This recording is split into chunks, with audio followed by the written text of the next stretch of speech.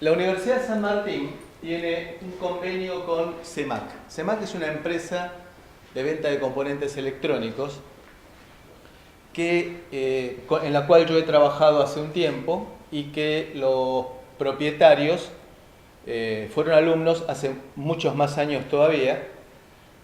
Y desde entonces mantenemos, a pesar de lo cual, fueron alumnos míos, a pesar de lo cual mantenemos una relación amistosa.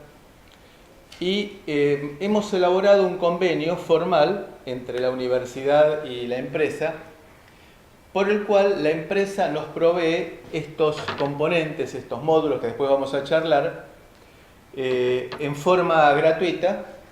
Los utilizamos nosotros en nuestros cursos y luego también utilizamos este material para la difusión de la empresa, capacitamos a su personal técnico y de ventas.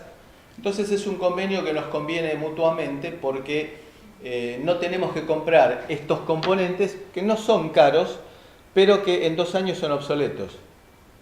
Entonces continuamente los estamos reciclando como si fuera un leasing y nos permite de esa manera estar actualizados y poder encarar este tipo de actividades con el equipamiento más moderno que podamos presentar.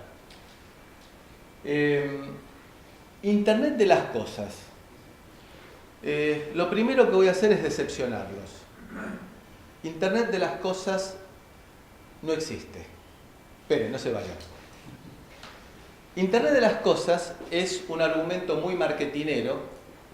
De hecho, que nos han sugerido cambiar el nombre de algún curso o de alguna materia electiva para incorporar Internet de las cosas como palabra que atrae. Y si probablemente yo les hubiera dicho que hoy íbamos a hablar de conectividad de sistemas embebidos, seguramente estarían disfrutando en este momento los canales de noticias o durmiendo la siesta. Pero ese es el concepto. Internet de las cosas es un tema muy marketinero. Vamos a hablar a lo largo de este tiempo que compartamos de conectar dispositivos entre sí. ¿Sí? El Internet es algo en el cual todo se puede incluir en Internet. Entonces, ustedes aquí tienen mis datos de contacto, pueden continuamente buscar ampliaciones, aclaraciones, mantener contacto, después les paso mis teléfonos para aquel que lo necesite y quedo a entera disposición. Bien, lo que voy a mostrar para los que peinamos canas era un modelo de algo absolutamente imposible, que era Dick Tracy. Dick Tracy no existe. ¿A quién se le va a ocurrir hablarle al reloj? Es decir, lo veíamos como algo ridículo. Bien, con lo cual, a lo que quiero ir es, no digamos que algo es imposible, sino que en este momento no sabemos cómo hacerlo. Bueno, ¿qué es Internet de las cosas? Aceptemos de que tenemos que caer en los términos que se utilizan en la vida cotidiana y que Internet de las cosas viene con una larga historia. Arranca con Mosaic, que fue el navegador que comenzó allá en la década del 90, de 1990, hoy sería absolutamente inutilizable. Había que pasársela escribiendo. Uno no tenía interfaces gráficas, entonces la forma de conectarse era por medio de pantalla negra, fondo negro y escribir con letras blancas. Desde entonces, desde que apareció las primeras formas digitales de comunicación a distancia, se han generado 4000 exabytes. Bueno, esa unidad exa, yo hasta que preparé esto no la conocía. Fíjense lo que significa. 10 a la 18 bytes es exa. Es decir, estamos acostumbrados giga, tera, peta y hasta ahí vamos tecleando. Bueno, exa son 2 órdenes de magnitud, 2 por 10 al cubo más. Por supuesto, esto es lo que se ha generado y que está disponible. Ustedes saben que la proporción entre lo que está disponible y lo que forma parte de la web profunda, de la Deep Web, la relación es 1 a 3, es decir, que significa que hay el triple de esto indisponible. Para tener una idea de lo que significa, porque esas son cifras que nos llenan de ceros y no nos dicen nada concreto. Si nosotros escribimos, cada byte equivale a una letra, cada letra la ponemos en una hoja de un libro, imprimimos un libro y eso lo apilamos, equivaldría a 80 veces la distancia de la Tierra a Plutón ida y vuelta. ¿Las apilamos? Es una cifra absolutamente inconmensurable. Eso es la cantidad de datos que está dando vueltas en este momento en la web. Todo esto pasó en 20 años, poco más de 20 años. Internet se comenzó a popularizar en el mundo en el año 95 y en nuestro país 96, 97. Ese es el tiempo en el cual estamos hablando. Nos ha cambiado la vida por completo. Y también cambió la cultura. Se supone que a través de lo que es un celular o una tablet, en cualquier momento podemos acceder a Internet y esto nos está cambiando un poco la vida. Nos ha cambiado la vida. ¿Cuántas veces vamos caminando y vemos el nombre de una calle que no conocemos quién es el que figura en la calle y se nos ocurre en el momento ponernos a googlear en el aire quién era el fulano este? Piensen ustedes que el iPhone cumplió 11 años el mes pasado. El iPhone fue el primer teléfono en tener Wi-Fi en forma estable y seria. Es decir, que en 11 años hemos cambiado por completo nuestro aspecto, nuestra vida, y estamos teniendo justamente por eso problemas que nadie se hubiera imaginado. Por ejemplo, los jóvenes que tengan problemas con las cervicales. ¿Por qué? Por la costumbre de estar con el teléfono y con la papada contra el pecho. Es decir, nos ha cambiado por completo la vida.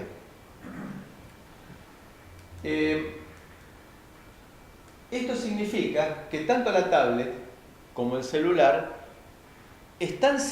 pueden ser utilizados mucho más aún que la notebook. Ya dejemos de lado la computadora de escritorio que paulatinamente va cayendo en desuso. Nos permiten a nosotros utilizarlas como instrumento de conexión.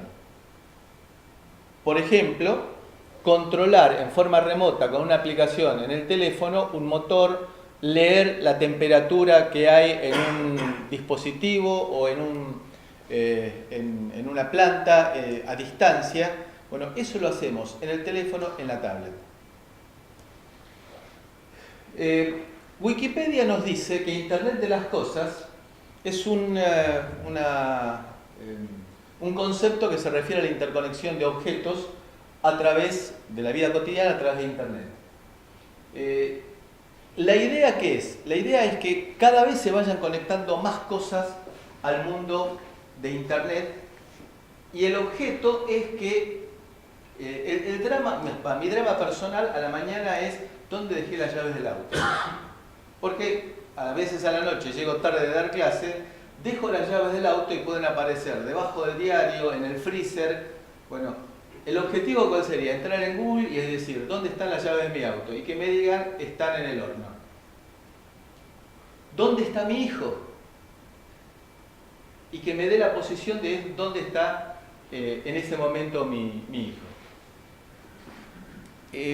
¿Para qué sirve Internet de las cosas? Para conectar cosas y ya no utilizar Internet como hasta ahora con fines académicos, comerciales, sino que Internet sea simplemente un cable que me permite vincular algo con mi tablet o con mi teléfono celular.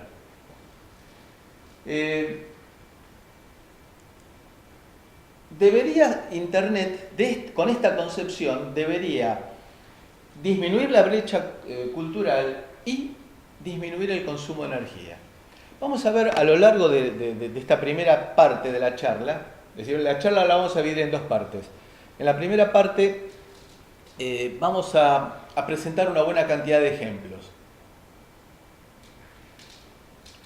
En Buenos Aires, en la ciudad de Buenos Aires o en las grandes ciudades, se da muy frecuentemente de que uno se encuentra con problemas de tránsito que impiden que uno pueda cumplir horarios.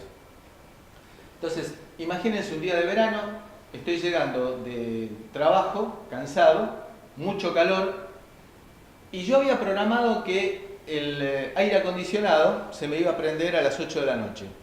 Pero resulta que tengo conflicto de tránsito y me estoy una hora retrasado, con lo cual significa que he estado consumiendo energía innecesariamente una hora. Lo primero que se me ocurre es utilizar el teléfono para desde el teléfono prender o apagar el equipo de aire acondicionado. En este momento, la mayoría de los equipos de aire acondicionado comerciales que se están difundiendo tienen conexión a Internet. Lo cual nos crea, por otro lado, problemas vinculados con el tema seguridad, que los vamos a mencionar en un ratito.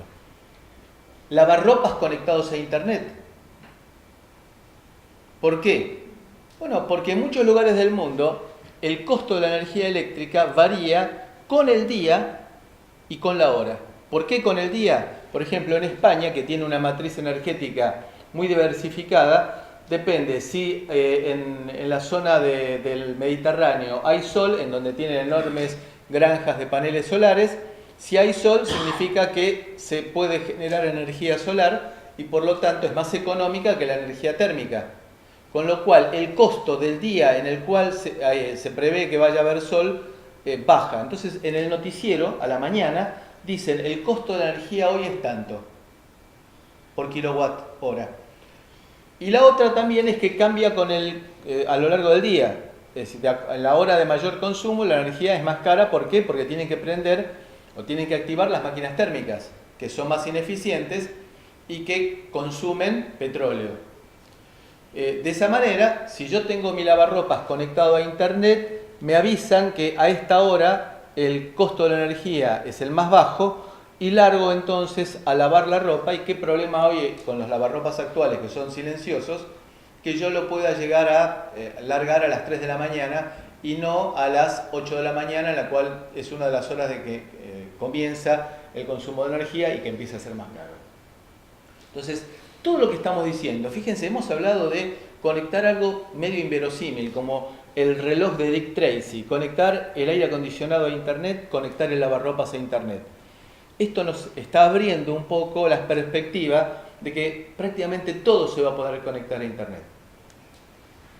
Uno, para poder viajar, tarjeta, que es una tarjeta de proximidad, que es la que nos permite utilizar el viaje. Esa tarjeta está identificada, en muchos casos, no en todos, en muchos casos, con una persona.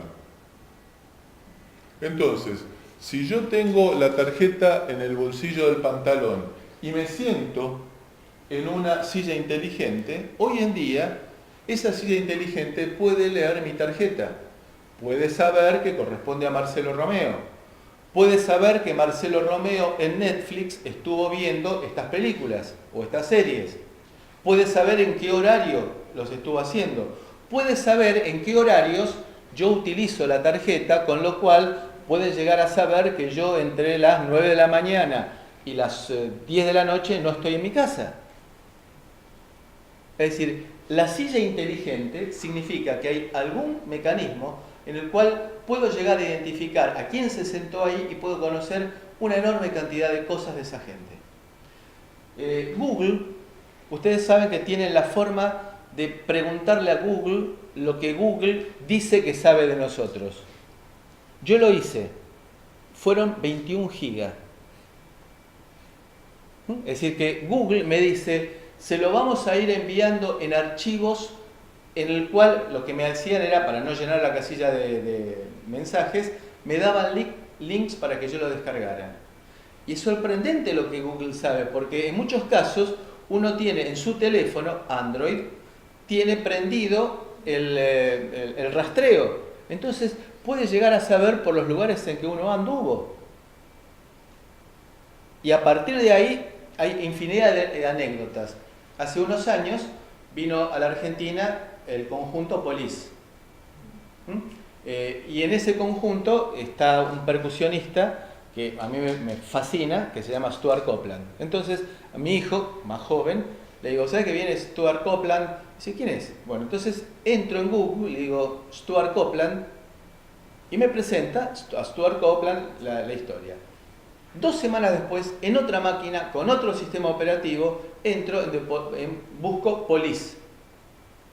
Me apareció absolutamente toda la información y me dirigió a Stuart Copeland directamente. ¿Y a qué vamos con esto? Que, por ejemplo, cuando uno quiere viajar, tiene que decidir previamente, de alguna manera, a dónde quiere viajar y entrar en las plataformas y no entrar varias veces. Porque si uno entra varias veces, queda registrado que uno está muy interesado en ese viaje y el precio va creciendo. Lo comprobé, créanme que lo que digo es cierto.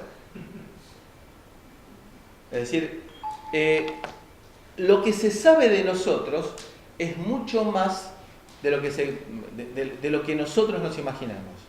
Hay aplicaciones que habilitan el micrófono de nuestro teléfono celular, con lo cual, digamos que todo ese mundo de un mundo feliz o de 1984 pasa a ser cierto. Bien, ¿qué es Internet de las Cosas? Veámoslo, y ahora va a surgir alguna aplicación en la introducción de lo que puede ser una Smart City. Una mañana uno se despierta, está listo para irse y simplemente con el teléfono, al pasar al lado de ese transductor que es el regulador de temperatura de la casa, se da cuenta que se fue, por lo tanto no hay que seguir regulando la temperatura de la casa. El auto, cuando se detecta que se está aproximando el dueño, ya no necesita llave, se abre solo, con el teléfono o cualquier aplicación del tipo de la tarjeta de viaje. Y en el auto, ¿cuál es el gran problema que hay en Buenos Aires? El estacionamiento. El estacionamiento quiere significarnos un serio inconveniente. Se identifica el tránsito porque cuando uno está buscando el lugar para estacionar, está yendo a 10 kilómetros por hora, aumenta mucho la contaminación porque un vehículo a esa velocidad consume muchísimo más combustible que el que correspondería y larga gases tóxicos. Entonces, si nosotros diseminamos detectores de presencia de vehículos, lo cual no es demasiado grave porque el vehículo todavía sigue siendo mayoritariamente metálico y por lo tanto es muy fácil de detectar si tengo encima mío una tonelada de hierro, y con lo cual puedo llegar a detectar, y esto existe, y en este momento se está implementando en forma importante en Buenos Aires, y ahí tenemos ese dispositivo que lo que hace es empezar a comunicarse utilizando a los otros como repetidores hasta llegar a un punto en el cual saltamos a esto que vamos a llamar gateway. Gateway quiere significar convierte una forma de un protocolo de información en otro, en este caso en Internet. Algún modo inalámbrico que vamos a ver y me avisa a mí dónde hay un lugar para estacionar. Es decir, esto no es ficción. Y ahí, por ejemplo, podemos tener otra aplicación vinculada ahora con la medicina. Una persona que está haciendo ejercicio físico y que necesita ser monitoreada porque tiene problemas cardíacos. Entonces lleva simplemente un brazalete, que también existe, y ese brazalete lo que hace es transmitir sus parámetros a su médica que los está viendo en tiempo real. Y de esa manera puede estar monitoreando. Lo que viene ahora, yo recomendaría, al menos en Buenos Aires, yo creo que acá sí se puede hacer, pero en Buenos Aires recomendaría no hacerlo. Las ventas en forma remota, es decir, la compra electrónica le avisa a esta señorita que alguien compró un producto. Esto también existe a nivel de Amazon. Amazon entrega y retira cosas de esta forma. Entonces dice que alguien quiere comprar eso que acaba de poner adentro del Tupperware, lo cierra y esto yo no recomendaría no hacerlo en las grandes ciudades. Es decir, ¿para qué enviar una moto? ¿Para qué enviar un auto a buscarlo? Estos son algunos casos que estamos proponiendo para ver cómo podemos nosotros llegar a manejar el nuevo mundo que es la conectividad y cómo se va metiendo en nuestras vidas en forma paulatina. Cuando hablamos del estacionamiento inteligente, hay otros rubros en los cuales también podemos llegar a manejarnos dentro del rubro de lo que llamamos ciudades inteligentes, smart cities. Un problema bastante serio es el mantenimiento del alumbrado público, ya sea por el encendido, el momento de encendido, el momento de apagado y el mantenimiento. Entonces, ¿el mantenimiento qué significa? Que haya un camioncito que va mirando para arriba diciendo, uy, ya esta lámpara está prendida a las 12 del mediodía, y la nota. O si no, después a la noche diga, uy, esta lámpara está apagada y debería estar prendida, y la nota. Lo cual, evidentemente, requiere personal, requiere un trámite que no es inmediato, burocracia. ¿Qué pasa si yo le coloco a esas luminarias un zócalo inteligente? Si un zócalo inteligente que detecte si circula o no circula corriente, en el momento que debería circular no circula, o en el momento que no debería circular circula, así que está quemada o está encendida inadecuadamente la lámpara, y me está enviando periódicamente un reporte. Esa es una alternativa que me permite ahorrar en un camioncito, personal, ineficiencia, porque no detecto, por ejemplo, en el caso de lámparas que tienen encendido errático, tengo que estar permanentemente con alguien debajo de cada lámpara, es ridículo. Entonces, me permite enviar reportes en tiempo real. Y eso es lo que vamos a ver un poco en la segunda parte. Este tipo de actividades, mediciones de energía eléctrica a distancia, medición de gas. Que ustedes piensen, gas y agua son magnitudes que yo debo monitorear en forma esporádica, porque yo no tengo que saber el consumo segundo a segundo del agua domiciliaria, sino como que me alcance a hacerlo una vez por día para ver si hay alguna pérdida. No necesito más que eso. Y en esos lugares, tanto en el gas como el agua, no puedo hacer llegar 220 volts. Con lo cual tengo que buscar algo, alguna forma que tenga gran alcance, porque estamos hablando de construcciones en ciudades, en el cual tengo atenuación de ondas electromagnéticas que me permita llegar a gran alcance, pero manteniendo una tasa baja de bits por segundo.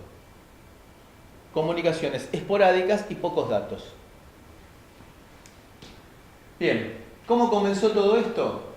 En el año 1990, comenzó la telefonía celular.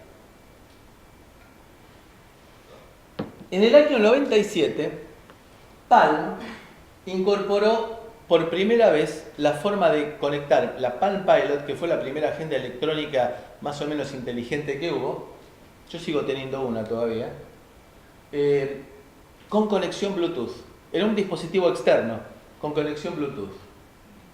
Y a fin del siglo XX, como un trabajo del MIT, apareció los dispositivos por proximidad, la tarjeta por proximidad. Y el 29 de julio del 2007 apareció el iPhone, es decir, hace 11 años, y que ese revolucionó todo. Es decir, apareció el control táctil, desapareció el teclado en el teléfono y apareció el control táctil. Acá tenemos que hablar de seguridad y privacidad. Seguridad, hay casos. El año pasado, en abril, hubo un caso de atacar a un sitio en particular, es decir, millones de dispositivos de tipo domésticos que no tenían protección, es decir, que estaban con la clave típica admin. Entonces, millones de dispositivos fueron infectados de forma que simultáneamente, desde cualquier lugar del mundo, atacaran a una dirección IP de Internet. Por supuesto, lo que produjeron es la caída inmediata del sistema. Con lo cual, seguridad, privacidad. Yo pretendo que mis datos se mantengan bajo mi control. El caso de los virus, ahí apareció el fenómeno de infección de dispositivos que supuestamente debían estar protegidos. También todas las tretas que existen de suplantación de identidad, de captura de dispositivos. Imagínense que me capturan el equipo de aire acondicionado en enero. Es decir, hubo casos de captura de encriptado de computadoras y que se pedía rescate por desencriptarlas. ¿Qué pasa si me capturan el equipo de aire acondicionado en enero o me lo llevan a 30 grados? Ahí no tengo posibilidad de resetearlo. En el hogar tenemos cada vez más dispositivos conectables a Internet. Pensemos, en nuestra casa, ¿qué tenemos? Un televisor conectado a Internet, una tablet, una computadora, 2 teléfonos. Con lo cual, en una familia tipo tenemos una cantidad superior, muy superior a la cantidad de personas que hay dentro de la casa, conectadas a Internet. Y acá nos aparece en el caso de televisión y telecontrol. ¿Cuántas veces nos pasa que volvemos a casa porque no sé si dejé las luces prendidas, no sé si dejé el gas prendido? ¿Qué pasa si yo estoy fuera de mi casa y digo, uy, dejé el equipo de aire acondicionado prendido o no? Y dejar el aire acondicionado prendido hoy puede ser, desde el punto de vista económico, un desastre, una catástrofe. ¿Qué pasa si yo tengo una aplicación en mi teléfono y puedo llegar a medir eso? Medir el consumo en mi casa y darme cuenta si está el equipo de aire acondicionado prendido. ¿Y qué pasa si me doy cuenta que está prendido y aprieto una tecla en mi teléfono y con eso la apago? Claro, acá aparece algo, pero tengo que tener un equipo de aire acondicionado de los modernos. Bueno, no, y eso es lo importante.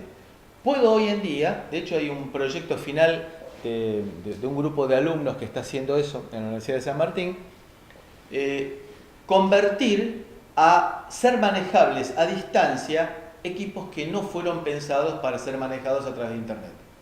¿Qué tenemos que hacer? Tenemos que agregarle simplemente un microcontrolador, una microcomputadora así de chiquitita, y con esa microcomputadora conectada a través de alguna red, poder efectuar el control y simular, lo cual es una pavada, el control remoto del equipo de aire acondicionado. Lo cual me va a significar aprender cómo funciona mi control remoto y simular desde esta microcomputadora el envío de la radiación infrarroja al control remoto y apagarlo. Fíjense cómo se nos van abriendo un montón de caminos en los cuales, sobre todo para los más jóvenes, entrar a trabajar en este mundo de Internet de las Cosas y de conectividad requiere una inversión muy baja. No estamos hablando de decenas de miles de dólares, perdón, se me escapó, de decenas de miles de pesos. Es una palabra que produce escalofrío. Sino que estamos hablando de poco, digamos, una plaqueta de este tipo puede costar $80 aquí en el país. Es una cifra realmente accesible como para poder abrirnos un poco el camino en un tema en el cual hay nichos en el que no tenemos competencia del exterior, en el sentido que yo no voy a conseguir un equipo que vaya a manejar mi equipo de aire acondicionado ya estándar, sino que tengo que diseñarlo. Y como eso, hay un montón de aplicaciones que vamos a ir desgranando a lo largo de la charla. Después terminamos con los dispositivos usables. Es decir, dispositivos que forman parte de nuestra vestimenta, por ejemplo. O, por ejemplo, anteojos que van grabando lo que nosotros vamos viendo y vamos nosotros tomando decisiones de acuerdo a cómo vayamos mirando esos anteojos. Nanosensores que vamos metiendo, por ejemplo, en un caso, un tumor. Un tumor hay drogas que combaten el tumor, pero son drogas que cuando se diseminan en el torrente sanguíneo afectan el tumor, pero también afectan a otras partes. Por ejemplo, hacer caer el pelo, lo más sencillo. ¿No sería mucho más fácil llegar a colocar en el tumor una micromáquina comandada desde el exterior, que esté siendo monitoreada desde el exterior y que vaya dosificando la droga en el tumor y no en todo el cuerpo? Comandada desde el exterior, simplemente conectándome con el dispositivo, no necesariamente en forma física, digamos, no estando en presencia, sino que lo puedo hacer a distancia. Bueno, estamos hablando de una enorme cantidad de redes que están conectadas a través de Internet. Acá tenemos la parte domiciliaria, los dispositivos usables, la parte domiciliaria, el auto, la casa, componentes electrónicos. Acá tenemos la industria también que está conectada a través de lo que vamos a llamar Internet de las cosas industrial. Y con esto creamos redes de redes. Entonces mi casa puede ser una red y que yo la puedo llegar a acceder desde cualquier lugar del mundo en el cual me encuentre. Se estima que, y acá empezamos ya en el divague de tirar cifras, que para el año 2020 va a haber 50.000 millones de dispositivos conectados a Internet, lo cual da una cifra mágica que es totalmente incomprobable de 6,8 dispositivos por persona. Eso, son esas cifras que las pueden decir tanto los economistas como los matemáticos o como los ingenieros. En el automóvil, hoy en día tenemos muchos más transductores de los que nosotros imaginamos. ¿Sí? Transductores significa que me permiten medir la presión de los neumáticos, la temperatura del agua, el aceite, todo un equipamiento electrónico que hace que cualquier auto de calle hoy en día tenga como mínimo 5 computadoras conectadas entre sí. Y los de alta performance pueden llegar a decenas de computadoras. Por ejemplo, es mucho más barato colocar una microcomputadora en un levantavidrios, una microcomputadora que me cuesta 80 centavos de dólar, en un levantavidrios y que mide la corriente que se está entregando al motorcito del levantavidrios. Entonces, cuando el vidrio llegó al extremo superior, al estar frenado, aumenta la corriente del motor porque sigue haciendo fuerza y al detectar eso se corta automáticamente. Lo mismo para abajo. Para probar la eficiencia es conveniente que asome la cabeza en el auto a la suegra y uno aprieta y ve cuán eficiente puede llegar a ser. Si quiere puede llegar a probarlo y después. Yo lo hablé con mi suegra, tuve una relación espectacular. Son esas bromas que uno dice como para distender un poco, ¿no? Bueno, tenemos montones de transductores en el automóvil. Todos esos transductores sirven para avisar por dónde voy, para regular los semáforos, de acuerdo a que yo vaya midiendo. Waze, por ejemplo, es una aplicación en la cual todos los usuarios que usamos Waze vamos avisándole a don José Waze por dónde andamos, y cuando ve el tipo que hay 200.000 autos sobre la avenida 9 de Julio, dice, uy, ya hay un corte en la 9 de Julio. De esta forma, estoy enviando un montón de información. Quiera o no quiera. Y hay muchos dispositivos que están enviando información, pero toneladas de información. Y acá tenemos que toda la información va a ir a algún lugar en la web. Hay lugares pensados para guardar esa información, muchos de ellos en forma gratuita. Siempre hay un trasfondo después de eso, ¿no?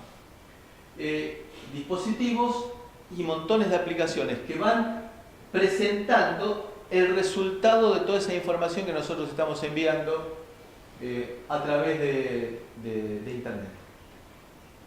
De esa manera se puede llegar a detectar fallas. Por ejemplo, que están fallando los frenos. Y de esa manera también, entonces, con todos los transductores que yo tengo, puedo llegar a generar un pedido de turno para que el taller mecánico al cual yo voy habitualmente tenga la pieza de repuesto el día en el cual concertamos que yo voy a llevar mi auto para que le arreglen los frenos. ¿Con esto qué logro? En primer lugar, que el stock de piezas que tenga el mecánico sea mínimo, porque está todo planificado y programado.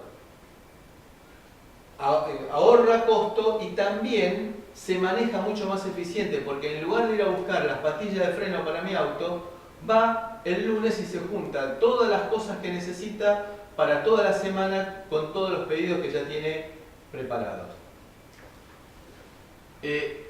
Detectamos entonces fallas, medimos presión de neumáticos en forma remota, las características del motor. Todo esto lo vamos planificando, detectamos, y esto ya también es frecuente, cuando el aceite del motor ya pasó un año desde que lo cambié, me empieza a avisar en el tablero de que tengo que cambiarlo, por más que no haya hecho los 15.000 kilómetros que correspondían. Entonces me dice, los frenos necesitan service, y dice que ya generó un pedido de encuentro con el mecánico. Y de esa manera me desentiendo. Y después, también sirve toda esa información que se está adquiriendo del uso del automóvil como para que los fabricantes rediseñen el auto. Cuando empiezan a detectar, por ejemplo, que los amortiguadores hay que cambiarlos demasiado frecuentemente o que los frenos también están desbalanceados, bueno, todo eso permite ir cambiando el diseño en forma dinámica. Podemos usar todo esto para fitness y para salud, para hacer seguimiento, para poder medir los parámetros vitales a distancia, detectar falencias y que un profesional pueda estar analizando en tiempo real o detectar algún tipo de alarma previendo inconvenientes. Bien, imaginemos que una señora está comprando flores.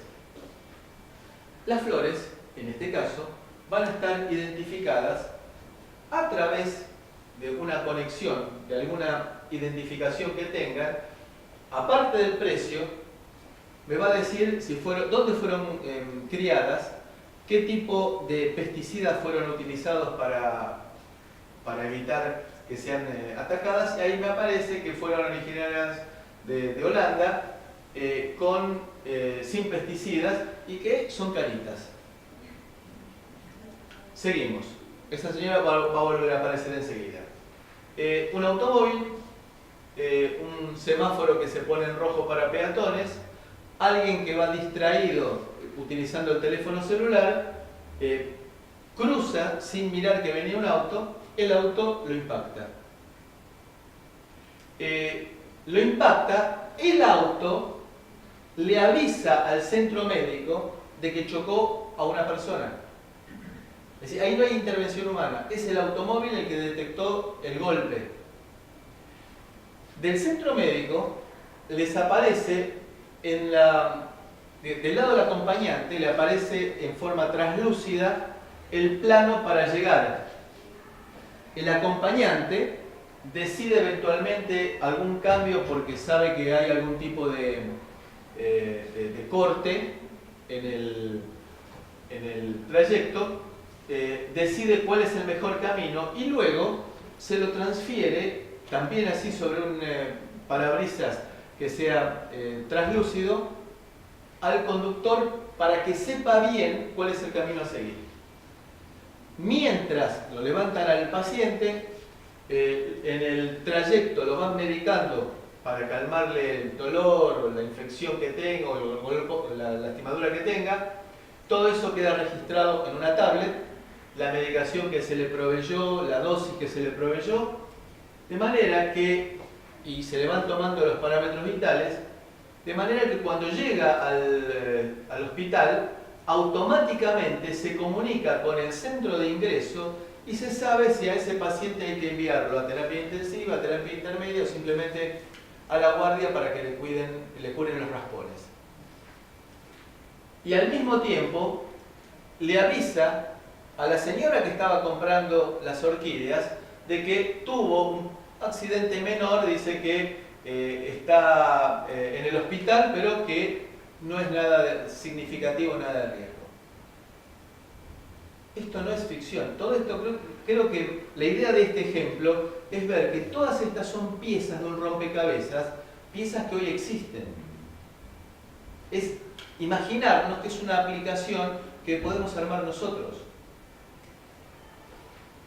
Para aquellos que nos gusta la ciencia ficción, en Star Trek, el médico tenía una especie de cámara como esta que le aproximaba al paciente y le detectaba la enfermedad que tenía. Y esto existe hoy en día, que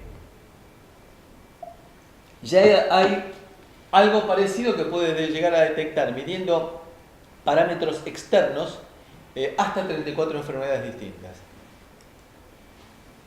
Bueno, todo esto comenzó con un grupo del MIT que se puso a trabajar sobre dispositivos de identificación de radiofrecuencia, como la tarjeta esta, como la tarjeta de acceso que tenemos en nuestras casas o en el hotel, por ejemplo, donde yo estoy parando, es una tarjeta de proximidad. Apareció todo esto y a partir del año 2007, se encontró que había igual cantidad de dispositivos conectados a Internet que personas en el mundo. Y eso lleva a que se supone que en el 2020 vamos a tener 6,58 dispositivos conectados. Totalmente incomprobable. Pero bueno, es vendedor.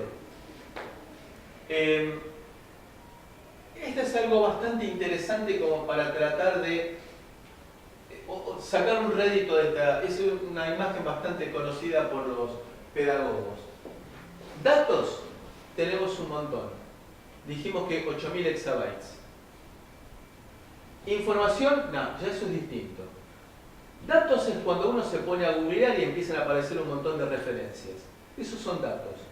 Cuando yo los empiezo a separar y digo, esto sí, esto me interesa. Esto no es solamente que coincide el nombre. Ya pasa a ser información. Cuando esa información la interiorizo, la degluto, la proceso, ya pasa a ser conocimiento. Y cuando queda ya formando parte de mi personalidad, es lo que se llama la sabiduría. Nosotros, a través de Internet de las Cosas, procesamos datos. Está en nosotros y en nuestra aplicación, que podamos llegar a desarrollar, que esos datos se conviertan en información. Y por ahora llegamos hasta ahí. Tenemos traductores para cualquier cosa hoy en día. Hay empresas que se dedican exclusivamente a ser traductores. Quiere significar un dispositivo que convierte temperatura en datos digitales ya hoy, que convierte presión atmosférica en datos digitales, que convierte intensidad eléctrica en datos digitales. Son infinidad de traductores distintos. Tenemos, por ejemplo, los que me permiten medir glucemia y transferirlo en forma digital a algún dispositivo que pueda medir si estoy cerca de tener un pico de glucemia y por lo tanto tener un coma diabético o por el estilo. Y acá nos aparece el punto al cual queremos llegar nosotros. Esto. ¿Esto qué es? Esto es una plaquetita en el cual tiene un montón de patitas para conectar transductores y tengo una antena que esa antena va a conectar esos transductores con el resto del mundo.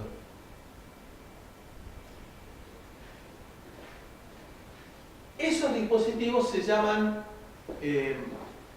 modems o más modernamente gateways. El modem histórico era el que me permitía conectarme a través de teléfono con un proveedor de internet. El concepto de modem hoy en día es mucho más amplio. Yo puedo tener, por ejemplo, un modem que me convierta una magnitud analógica, una magnitud tipo temperatura, y que salga aquí y me comunique vía telefonía celular con algún lugar remoto. Esto sería un módem, por ejemplo. La tendencia es llamarlo, en lugar de modem, llamarlo gateway, o puerta de enlace sería la traducción técnica histórica. Vamos a ver que existen diversos tipos de modem, distintos de acuerdo con el tipo de aplicación. No hay una solución única y absoluta. Para esto fue necesario, para todo lo que estamos contando hasta aquí, que apareciera algo que se llamó IPv6.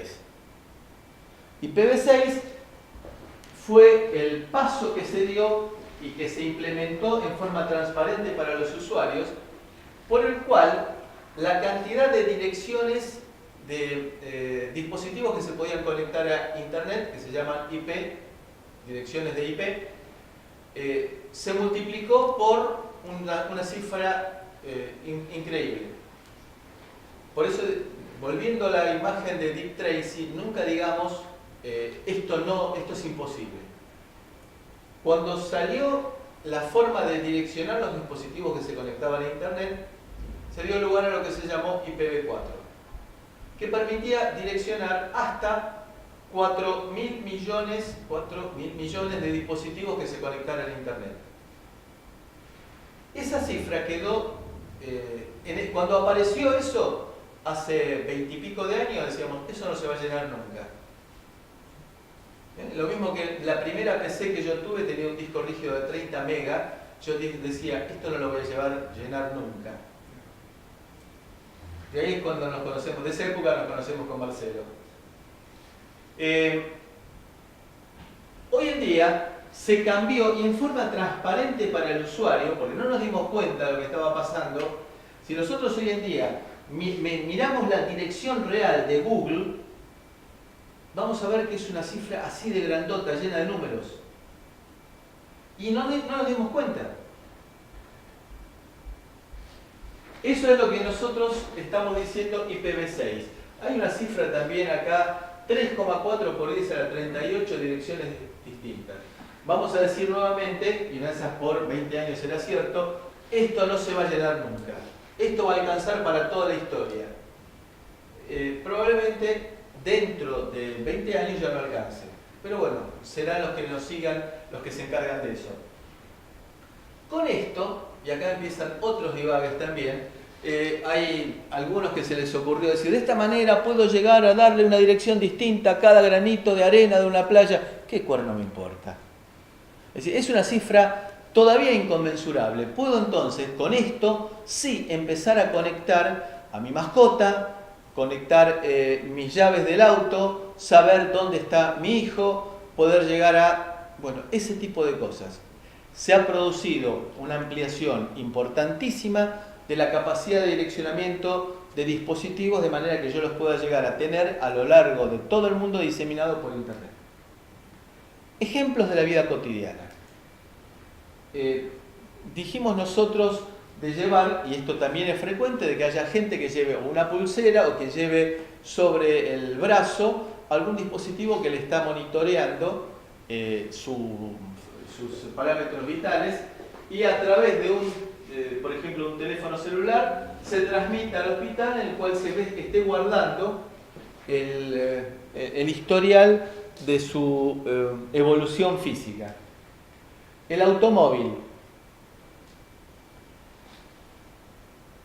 que genera una enorme cantidad de información y que me permite, por ejemplo, avisarle a una estación de servicio que está a 50 kilómetros más adelante que voy a ir a cargar combustible. ¿Para qué? Para que, por ejemplo, haya alguien. También poder detectar fallas. Y acá empieza un tema complicado. ¿Qué es lo que yo quiero que se sepa de mi auto? Cuando empezamos a hablar de privacidad, no se nos ocurrió pensar que el auto es una fuente de, por ejemplo, saber dónde estoy, qué no debería estar. ¿Puedo armar redes de transductor? Por supuesto, basta decir que en el momento que quieran hacer una pregunta, me cortan sin ningún tipo de miramiento, en lo posible en forma civilizada, o amaguen primero para que pueda esquivar cuando quieran llamarme la atención. Redes de transductores flexibles, que lo vamos a ver un poquitito al final de esta primera presentación. Acá tenemos entonces transductores que se interconectan entre sí formando una malla. Es decir, uno actúa como repetidor del otro, con lo cual me simplifica a mí el conexionado, porque no tiene que ser que cada dispositivo se conecta con ese gateway, con esa puerta de enlace, sino que se pueden conectar entre sí, como vimos en el caso del estacionamiento, y que sea uno el que se comunica con Internet. Y esto es flexible. En la medicina, para poder determinar un caso concreto, supónganse una persona que sufre una taquicardia. La taquicardia de por sí no es algo grave, sino que necesita ser monitoreado. Hasta hace no mucho tiempo, cuando se quería monitorear, se lo enviaba a terapia intensiva porque ahí estaba la aparatología para ello. Pero era matar una mosca a cañonazos, porque era simplemente una taquicardia. Terapia intensiva es para otra cosa. Entonces, lo que se puede hacer y lo que se intentó hacer es colocar un conjunto de transductores inalámbricos al paciente. En los dedos, en la oreja, por ejemplo, para poder medirle la glucemia en forma no intrusiva, es decir, sin pincharle, y en forma aproximada. No necesito la exactitud para hacer este monitoreo del equipamiento que tengo en terapia intensiva, sino que tengo que detectar cuando la glucemia se me está disparando en un 10%, en un 20%, no llegar al 1% que me puede dar cuando lo pincho. Entonces lo puedo tener a esta persona con un conjunto de transductores inalámbricos, porque si lo tengo cableado lo afecto psicológicamente, con lo cual estoy interfiriendo con el objeto que quiero medir, que no es lo que quiero hacer. Por lo tanto, le coloco todo un montón de transductores inalámbricos, coloco un equipito, o puede ser un teléfono celular o algún otro equipo diseñado expresamente, que se comunique con Internet y que le envíe, por ejemplo, a un centro de atención en el cual ya no tiene que haber un enfermero para cada paciente, sino que puede haber un enfermero que tenga un conjunto de 20 pantallas y que esté mirando 20 pacientes simultáneamente, o que le avise cuando alguna de las variables se fue de cauce. Entonces, cuando el ritmo cardíaco superó las 150 pulsaciones estando el paciente en la cama, caramba, tenemos un problema. Salta una alarma.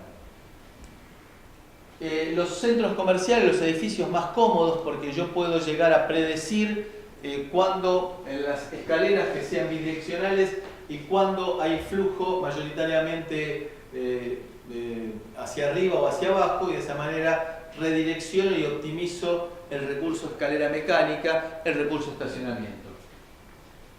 Otro caso en el cual podemos sin intervención humana hacer un uso efectivo de la tecnología para mejorar la calidad de vida.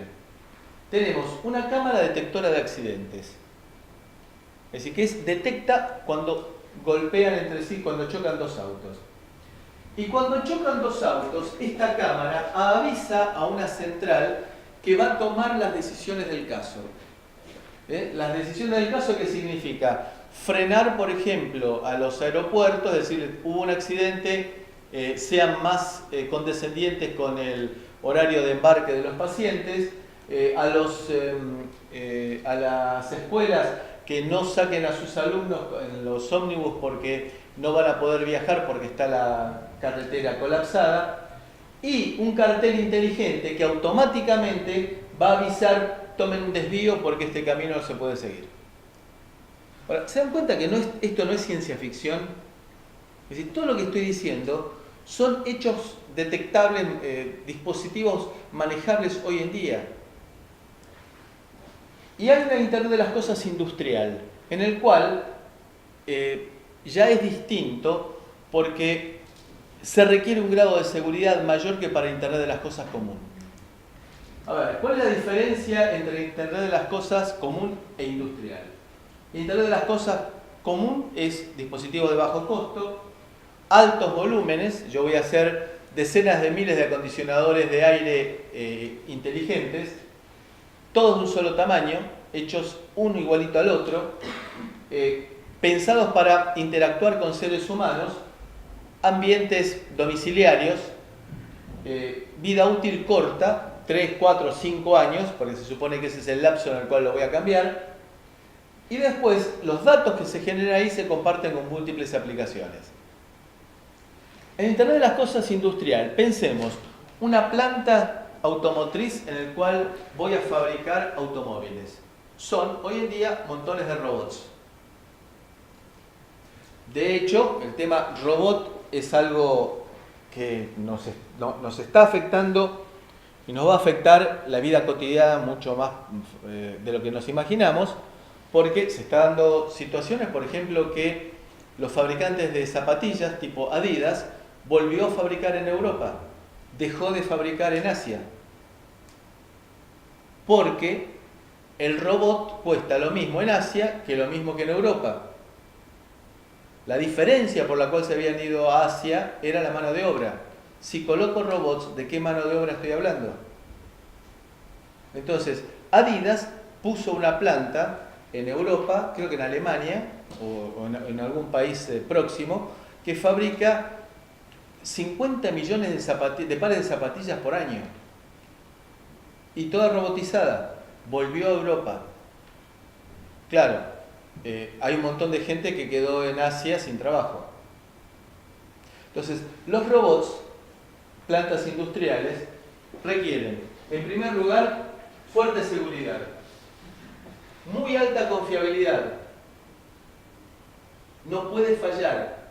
Si falla, es una planta que se detiene y eso significa un lucro cesante terrible.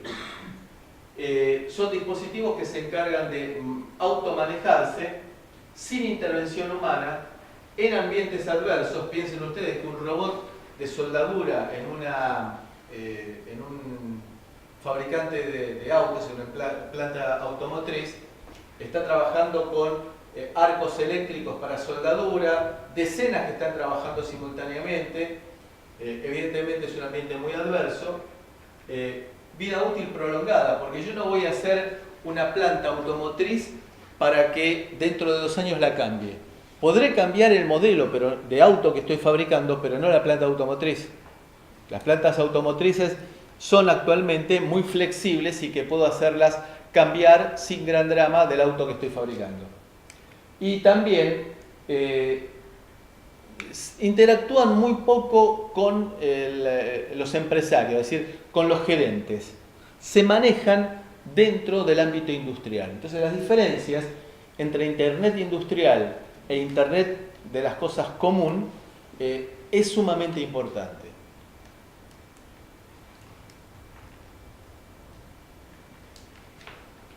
La precisión que se ha logrado actualmente, gracias a la automatización, es increíble. Por ejemplo, no hay impresora 3D comercial que pueda fabricar un Lego con la precisión que tienen los Lego. Es decir, los Lego encastran de por vida. Es decir, los Lego que usaron mis hijos los van a usar mis nietos, lo están usando mis nietos. No se deforma, no se degrada, bueno, eso es producto de la automatización. La fábrica sin luz, lo que estábamos diciendo de los robots ¿para qué quieren luz? Robots que se autogeneran, parece una película de ciencia ficción. Los robots que se autoprograman y se autogeneran, detectan dificultades en el trabajo, en el tiempo de trabajo, y se autocorrigen, aumentando la productividad. Y vamos a ver algunos ejemplos de servicios también reales. Aviones. Hoy en día un avión tiene una cantidad enorme de electrónica dentro de sí, electrónica digital dentro de sí. General Electric fabrica turbinas para aviones desde hace décadas. Bueno, lo que han hecho es incorporar transductores de manera que cuando está viajando, las turbinas están generando toneladas de información y que detectan algún problema como para que en el aeropuerto de destino lo esté esperando el personal adecuado con el equipamiento adecuado para efectuar la corrección en el menor tiempo posible y no tener el avión parado.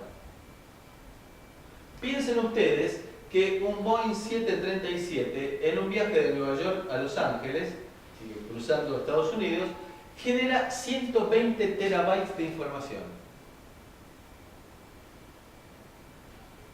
la cual es utilizada después también como para ir mejorando los modelos. Ejemplo 2. General Motors tiene unos, llamémoslo, abrelatas gigantes para automóviles. Si cuando choca un auto se deforma, y hay casos en que buscando proteger a los pasajeros, se deforma el automóvil y no se puede abrir. Entonces, hay unos distribuidos en América del Norte, uno de esos abrelatas gigantes pensados como para recuperar a los pasajeros que están encerrados en un vehículo que no se lo puede abrir. Entonces, incorporó transductores que detectan la deformación y automáticamente generan un pedido de llamado a estos abrelatas gigantes, como antes pasaba con el caso del llamado a la ambulancia. Konica Minolta también incorporó transductores de manera que pueden llegar a detectar que el cilindro de una de estas impresoras, porque ya no son fotocopiadoras, sino que son realmente multifunciones, que cumplen un montón de funciones que a una velocidad increíble.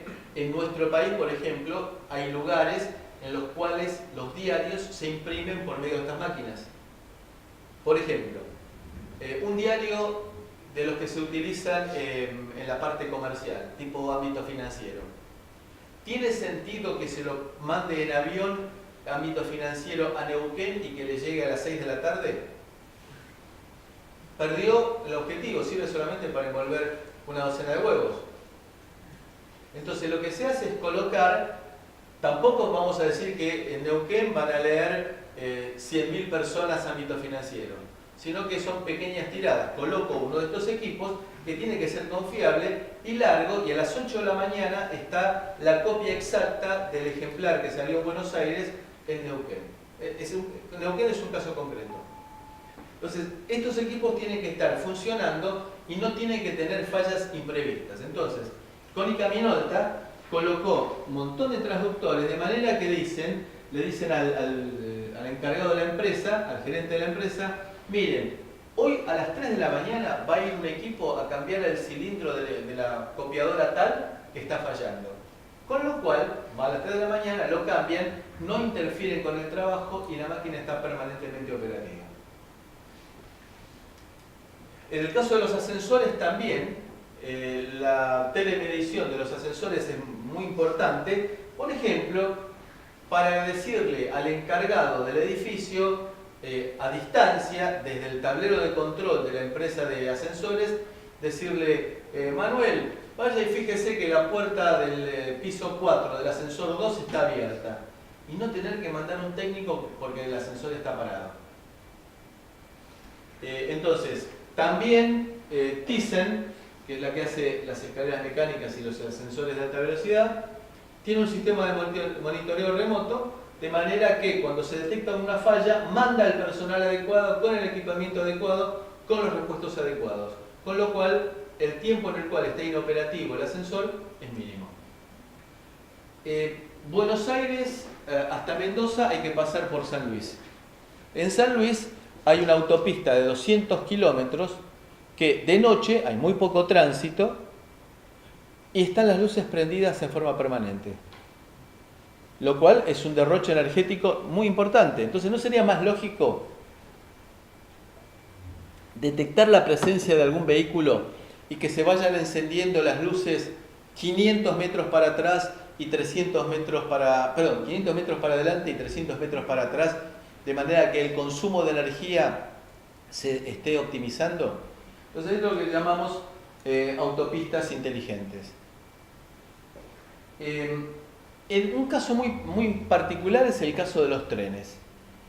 Pensemos, Argentina tiene un sistema de vías bastante importante y puede ser que un vagón esté hoy en Mendoza y debido a todos los cambios que podemos llegar a hacer, mañana esté en Rosario.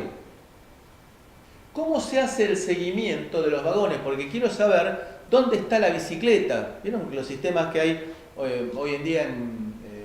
Justamente salió hoy un artículo interesantísimo en el New York Times de que hay empresas, por ejemplo, Uber compró una empresa de bicicletas, de las bicicletas gratuitas, es decir, que uno la deja donde quiere la bicicleta.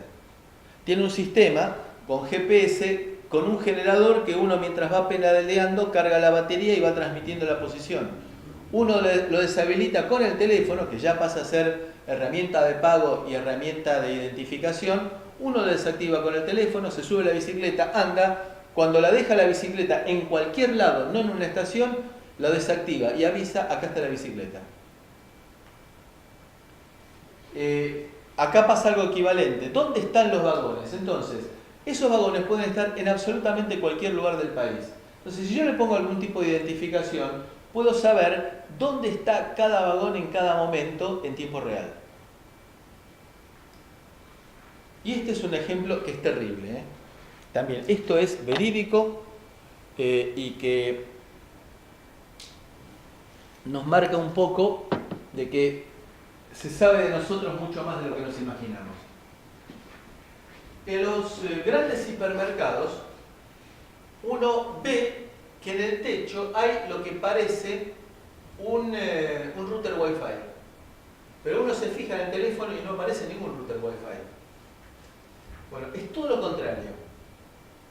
Detecta nuestra presencia y nuestro movimiento. ¿Por qué? Nosotros, por ejemplo, ¿tenemos el hábito de deshabilitar Wi-Fi en nuestro teléfono? Habitualmente no. ¿Y Bluetooth? Cuando bajamos del auto que lo tenemos conectado por Bluetooth, ¿lo hacemos también? ¿Deshabilitamos Bluetooth? No. Entonces, esos dispositivos lo que hacen es detectar a alguien. Nuestro teléfono tiene una dirección propia. Entonces, esos dispositivos detectan que mi teléfono está en este momento. ¿Se acuerdan de la silla inteligente que hablamos hace media hora? Ese domo que está ahí arriba detecta que mi teléfono se fue a la zona de vinos. Entonces, se fue a la zona de vinos y, oiga, me apareció una oferta de vinos en el teléfono. ¡Qué casualidad!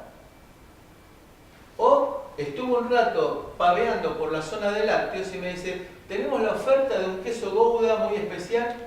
Bueno, lo que me hacen es vender y se hace una estadística tremenda de por dónde pasa la gente, hombres y mujeres, y se venden a los proveedores los pasillos rojos, lo llaman, aquellos de mayor tránsito. Y de esa manera ya no es solamente la puntera la que se vende, sino que se vende todo el pasillo por el cual va la gente y que hace mayores compras. O por el cual va más gente. Digamos, el tema del mercadeo en los grandes hipermercados es terrible. O es casualidad que las golosinas para chicos están cerca de la caja y a esta altura. O es casualidad de que la cerveza está al lado de los pañales. Entonces, habitualmente la madre dice, por favor, ¿vas a buscar pañales para el bebé? Y cuando está volviendo, uy, justo, cerveza. Bueno, ese tipo de cosas. Esto es un claro ejemplo de lo que significa el uso de Internet de las cosas para monitorearnos a nosotros, para ofrecernos lo que supuestamente es un beneficio. ¿Alguna pregunta? ¿Están despiertos?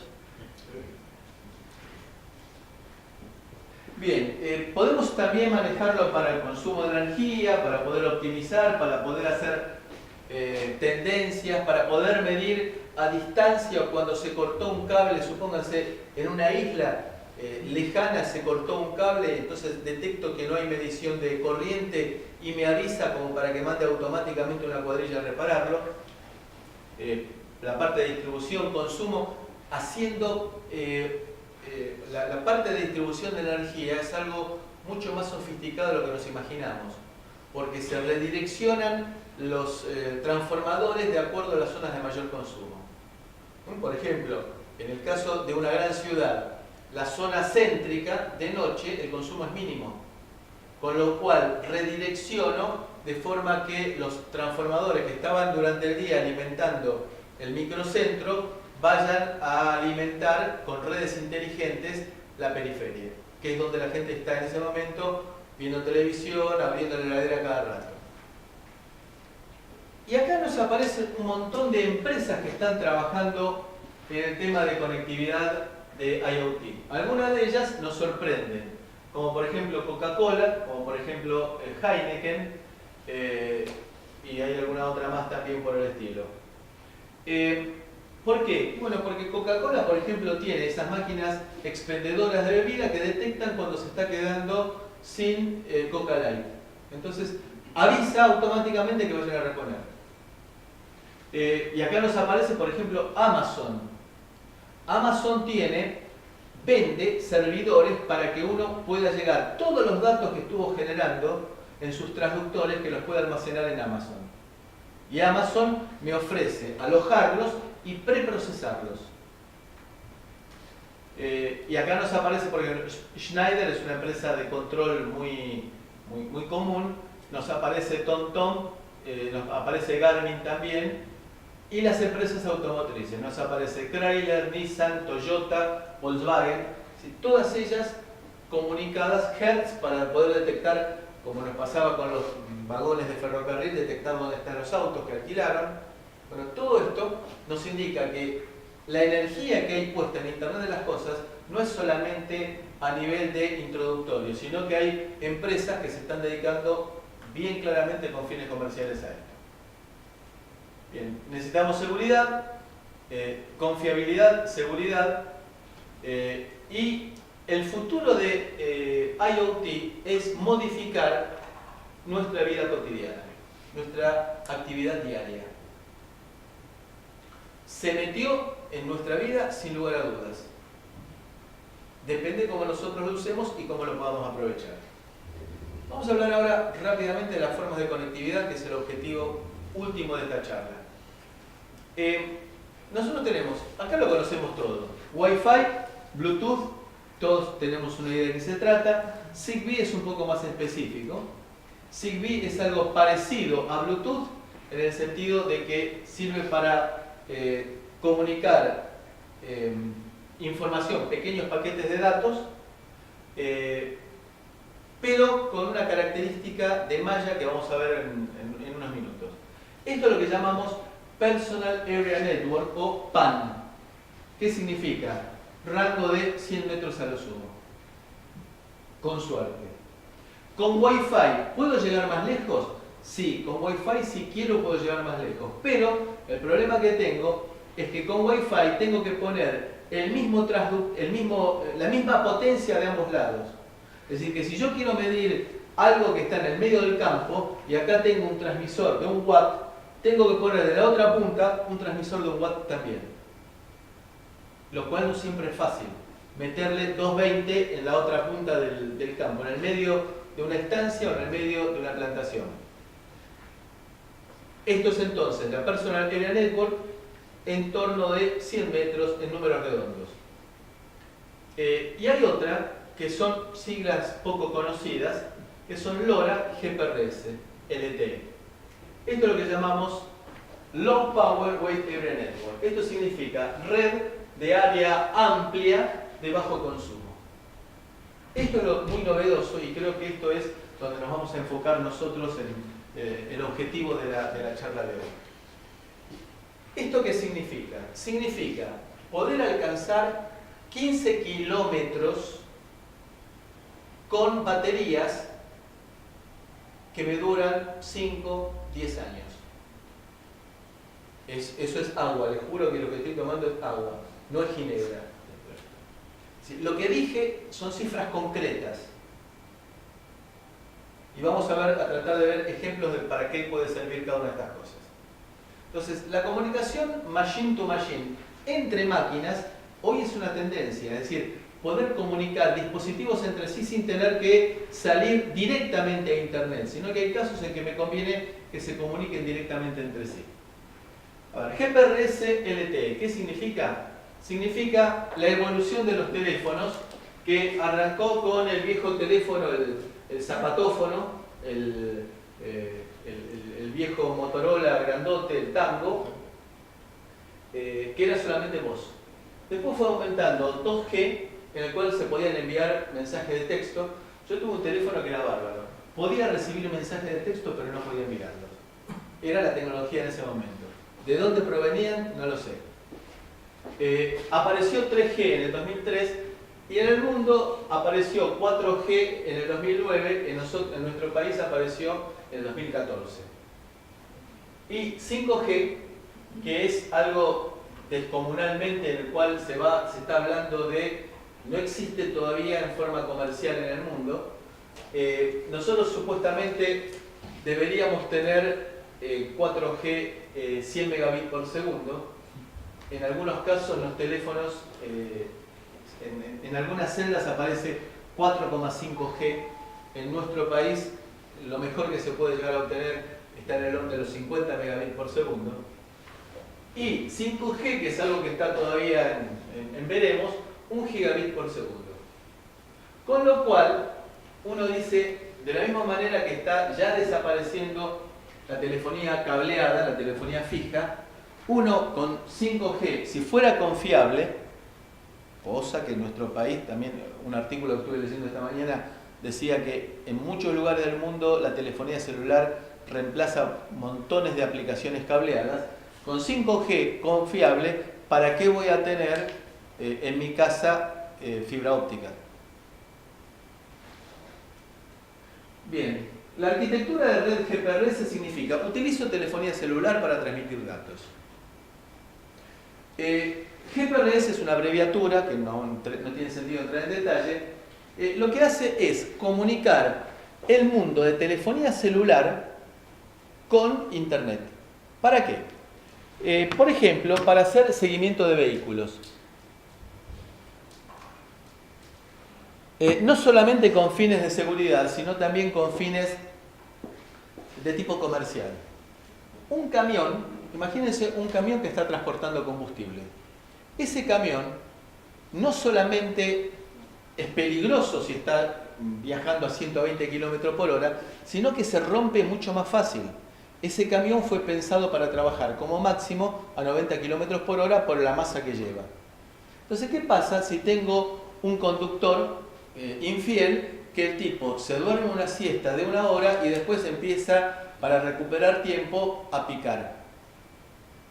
Entonces, yo lo que hago es colocarle un GPS en la cabina y después un transmisor que utilice la red de telefonía celular y que me permita estar enviando periódicamente la posición, de manera que sobre un Google Map yo pueda estar viendo en cada momento dónde está mi camión. Y puedo estar midiendo velocidad. Entonces le puedo decir, macho, pará que te estás pasando de velocidad, vas a hacer pelota al camión y te vas a matar. Esta es una de las aplicaciones típicas que se da. Fíjense que estoy vinculando por primera vez en forma técnica el mundo de telefonía celular con el mundo de Internet.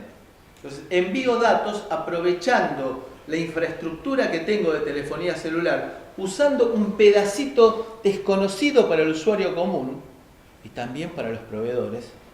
En voz baja lo digo. ¿No hay nadie de Movistar personal ni Claro aquí?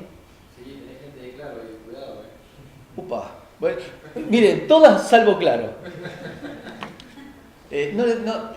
Las primeras veces, cuando yo estaba trabajando con CEMAC, las primeras veces que quisimos en el año 2007-2008 utilizar esto y conectarnos, no teníamos eco en las empresas. Lo mismo está pasando con lo último que vamos a ver hoy. Esto simplemente es para engancharlos hasta el final, que es cuando Luis va a hacer el sorteo de la Hilux.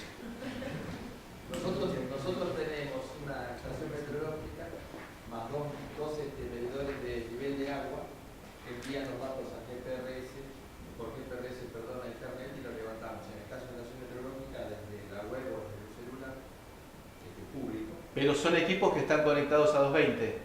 No, están hechos con batería y con alimentación Solar. en el caso de la estación meteorológica y con batería en el caso de los medidores de nivel de agua, de los tanques de agua de la ciudad. Digamos, baterías, Una pila. pilas. Sí, una pila. ¿Y con qué frecuencia hacen la comunicación? 15 minutos. Bien.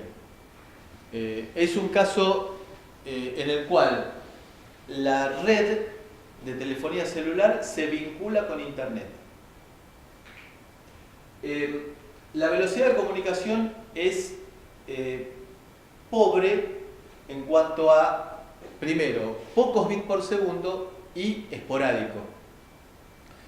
Todo esto no está pensado para transmitir ni fotos ni videos.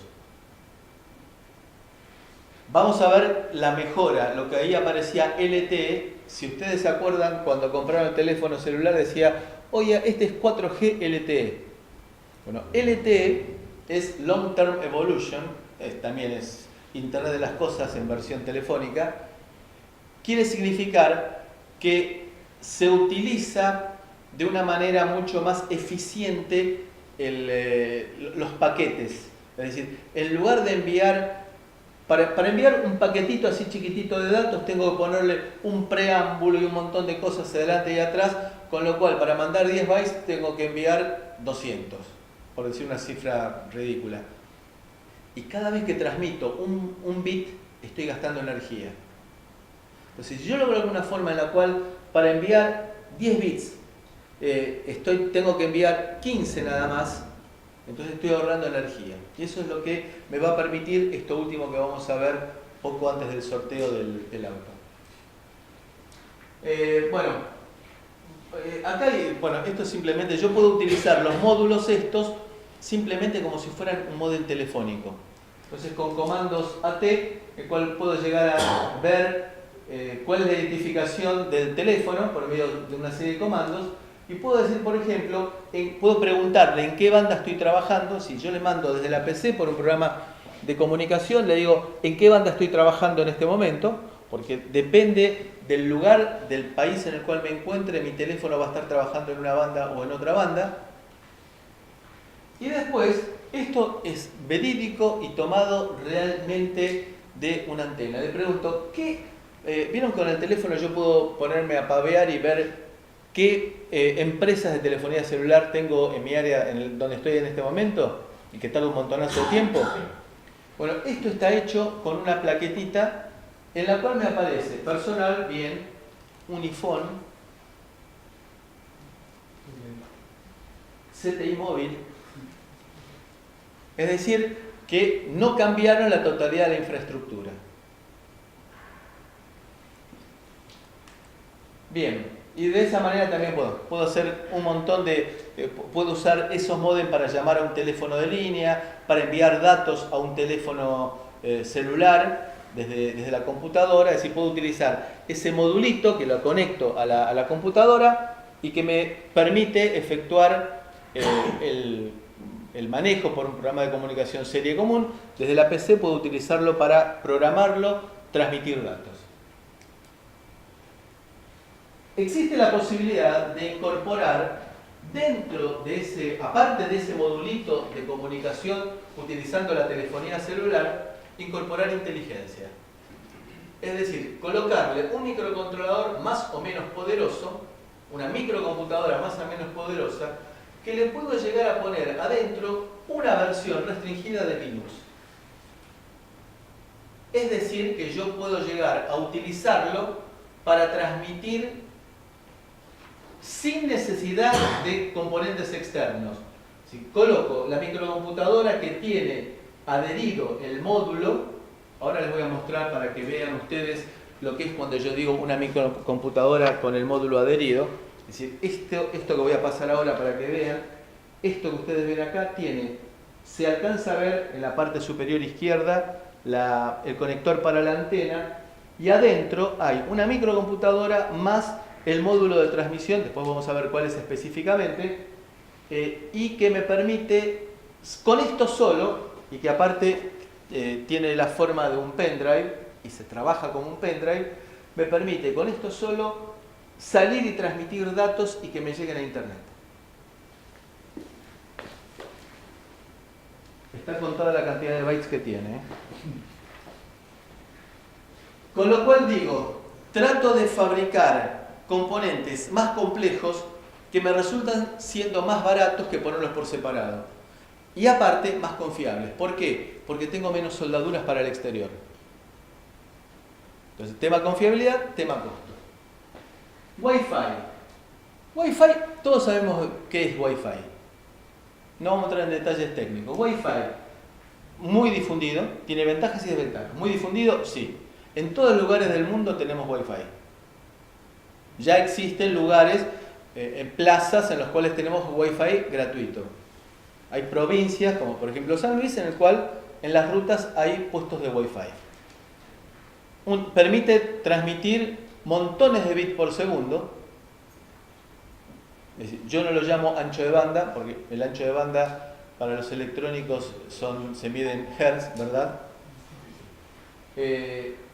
Yo lo llamo bits por segundo. Desventajas, consumo.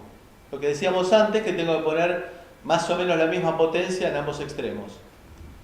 Y eso hace que Wi-Fi esté reducido para cierto tipo de aplicaciones. Bluetooth. Bluetooth es una red de tipo domiciliario orientado, lo que voy a decir no es estricto, pero para dar una idea, está orientado a conectar algo con una PC. De la misma manera que tengo un mouse Bluetooth, o que tengo parlantes Bluetooth, o, por ejemplo, cuando entro en el auto, que me conecto vía Bluetooth en mi teléfono celular. No está pensado mayoritariamente para usarlo como sistema de comunicación de mediciones. Aplicaciones entonces, ¿yo puedo prender las luces con Bluetooth? Sí. ¿Puedo conectarme y descargar lo que estuve adquiriendo en una computadora con otra por Bluetooth? Sí. Tiene algunas características en cuanto, puedo usarlo para la seguridad hogareña, detectar cuando estoy llegando a casa, para el movimiento, de forma que, por ejemplo, hay lugares, hay museos en el mundo, en el cual cuando uno entra, él acerca su teléfono a un lugar en el cual le transfieren una aplicación Bluetooth y uno va mirando cuadros o estatuas y le va diciendo qué es y todo eso sin necesidad de un guía. Entonces, para ese tipo de cosas es frecuente Bluetooth. Bluetooth tiene ciertas características, en el automóvil también es, distancia máxima 100 metros. En la actualidad permite hasta 24 megabits por segundo. No es lo más frecuente. Hay una versión de Bluetooth Low Energy que permite disminuir notablemente el consumo porque entra muy rápidamente, cuando no hay transacción de datos, entra muy rápidamente en el modo reposo y con lo cual baja el consumo. Acá tenemos un par de módulos bastante interesantes para marcar de qué se trata. Es decir, estos son módulos, este tamaño es estandarizado. Es una plantilla estandarizada en la cual tengo un montón de aplicaciones de distinto tipo que cumplen con la misma distribución de patas y el mismo tamaño, de manera que yo los puedo intercambiar fácilmente. Y este en particular me presenta la antena incorporada. Esto que ustedes ven en la parte superior es la antena. Y acá es son dos microcontroladores de 32 bits muy poderosos, uno que se encarga de manejar la parte Bluetooth y el otro que se encarga de manejar la parte Wi-Fi. Es decir que esto es un gateway perfecto. ¿Por qué? Dijimos que gateway, la traducción sería, en cuanto a aplicación, sería convierte protocolos. Entonces recibo información vía Bluetooth y ese mismo chip lo transfiere vía Wi-Fi. Desentiendo, y de esa manera cuando ya estoy en Wi-Fi puedo llegar a cualquier lugar del mundo. Entonces tengo dos microcontroladores en el mismo módulo a un costo muy razonable y que tengo salida de radiofrecuencia para la antena de Bluetooth y para la antena de Wi-Fi. Tengo a su vez también un montón de formas distintas de conectividad, de manera que yo le pueda poner cualquier tipo de transductor que ande. Con lo cual, resuelvo todo con una sola plaquetita. Que es una plaquetita que debe tener 2 centímetros por 2 centímetros más o menos. Zigbee es un poco no tan conocido. Zigbee es mucho más técnico para la parte de conectividad.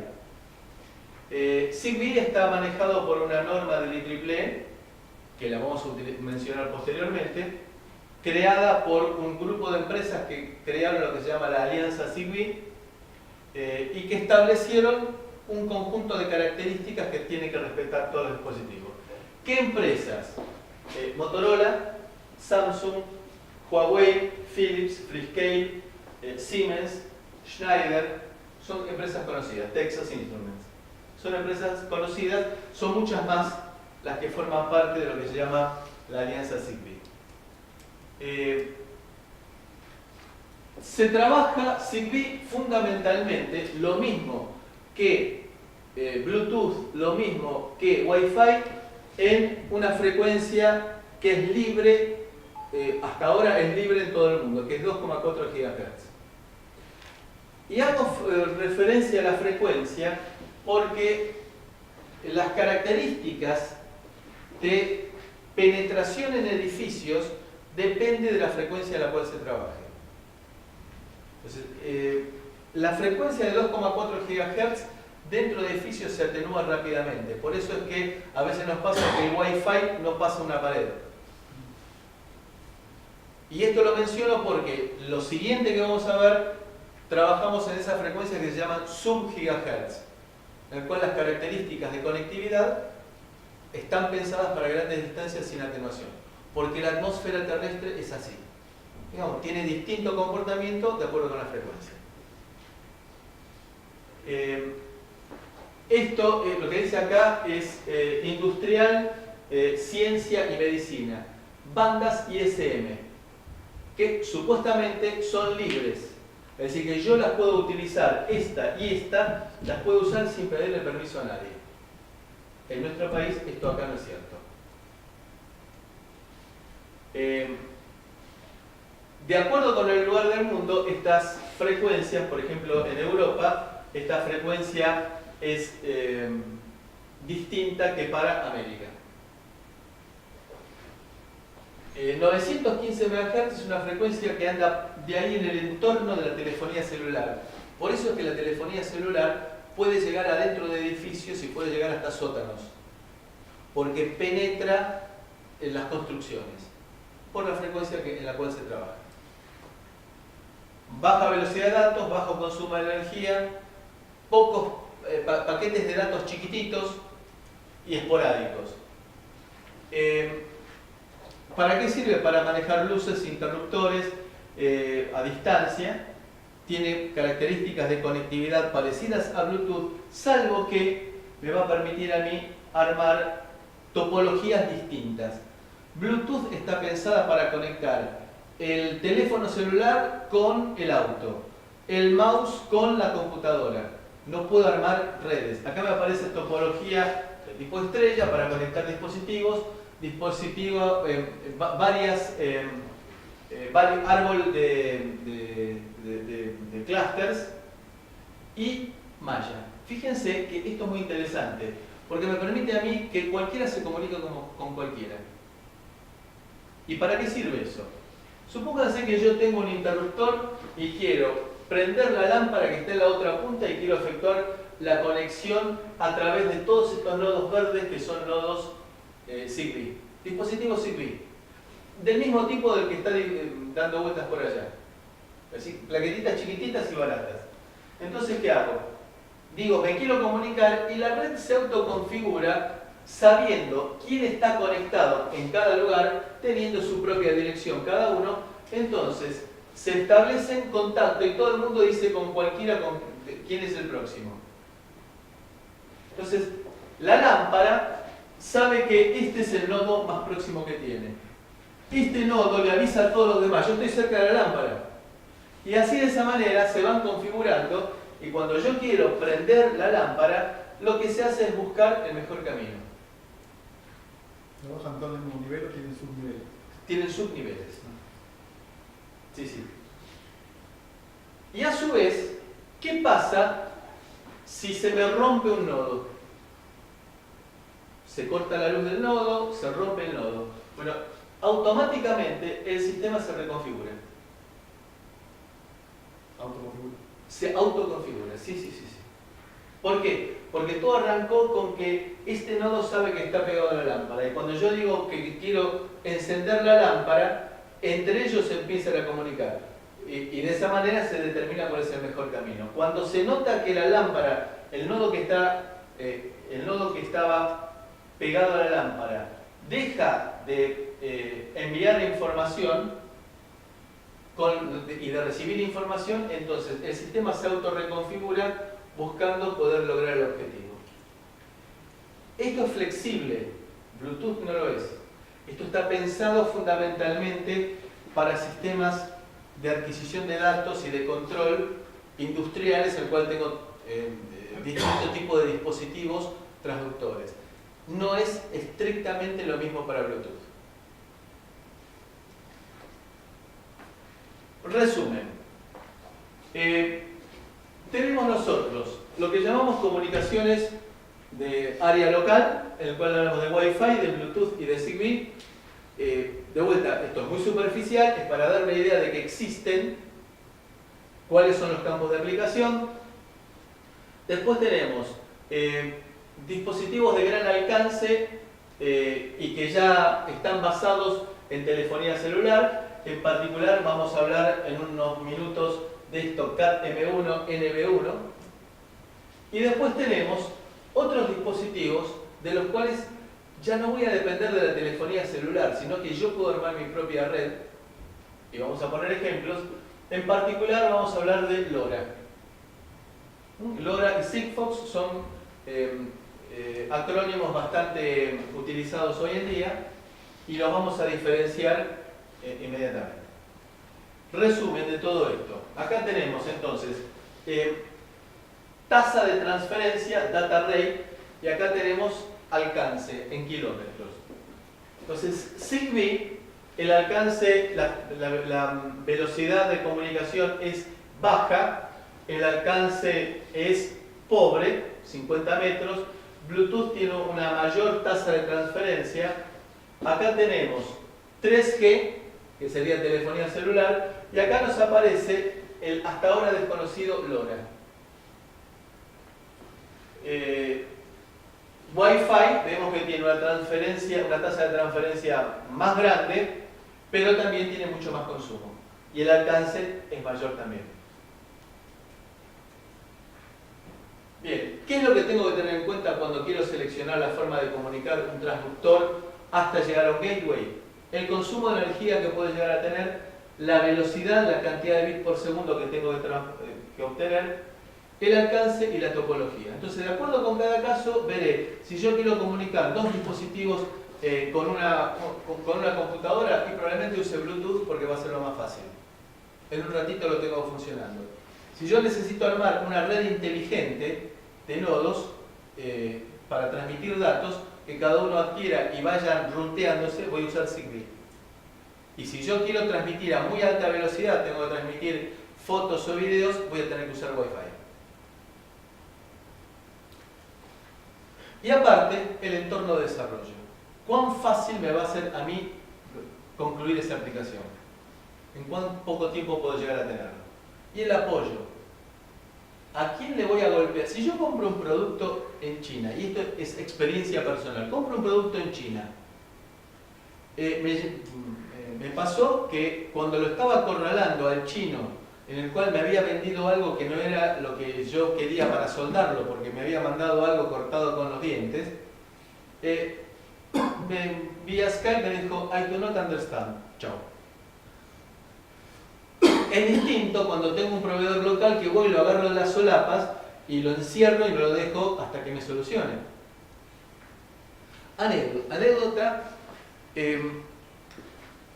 Cuando estaba con la gente de CEMAC distribuía una empresa internacional de componentes de potencia de las 2 o 3 mejores que hay en el mundo. Se llama International Rectifier. Viene un cliente, me llama y dice, estoy teniendo un rechazo de partes del 10%. Es decir, 1 de cada 10 le fallaba. Absolutamente imposible. Esa empresa dice que el rechazo está en partes por millón. 5 partes por millón. No podía ser. Le pedimos una muestra, la rastreamos y ese número de pedido, esa partida había sido vendida a General Motors de Canadá. General Motors de Canadá no va a salir a vender componentes al mercado, obviamente. Bueno, después de torturarlo ampliamente al cliente, llegó a reconocer de que lo había comprado por internet, que no se lo había comprado a CEMAC. Lo cual significa, ese es el riesgo de comprar por internet. Hoy están fabricando y dicen, che, ¿qué número le ponemos? Y ponele, pum, y entonces le ponen el número, porque existe, de la misma manera que hay duplicaciones de tarjeta de crédito, hay duplicación de componentes electrónicos también.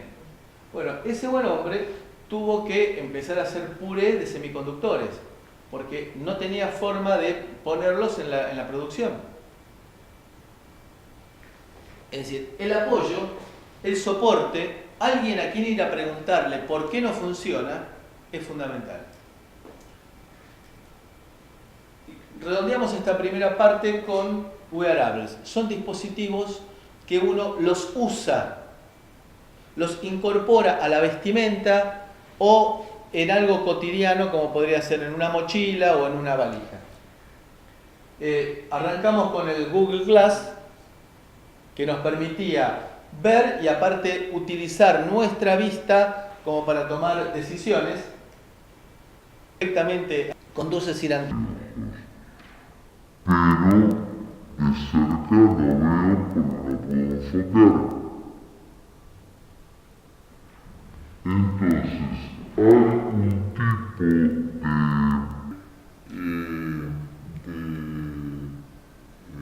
cristal, de lente, que lo que hace es detectar qué es lo que uno quiere hacer, a dónde quiere enfocar y automáticamente se ajusta. Ese es un dispositivo usable. Pero vamos a ver otro. Esto también existe, ¿eh?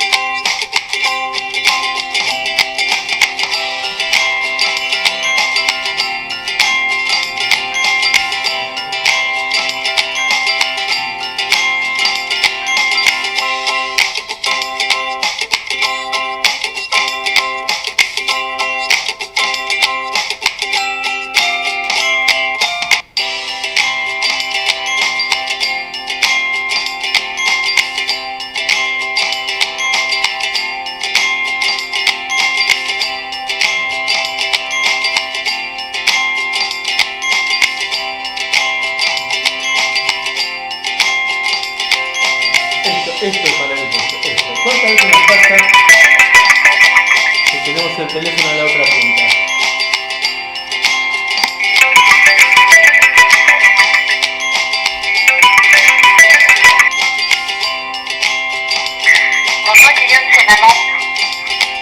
Bueno, ¿cómo funciona esto? Básicamente es un pico proyector. Y ese pico proyector lo que hace es proyectar un conjunto de transductores, de sensores, que leen como si fuera la batalla naval cómo estoy poniendo el dedo. Y de esta manera ves qué es lo que estoy haciendo. Los componentes son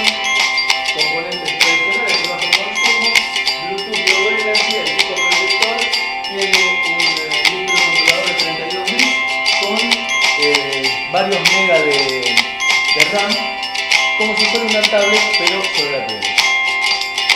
Es recomendable estar vigilado por las dudas para evitar errores. Y esta es una empresa que, si ustedes tienen algunos pesos para invertir, está aceptando inversores. ¿Algún comentario, alguna pregunta? Peso argentino. ¿Cómo? Peso argentino. No escuché. What is?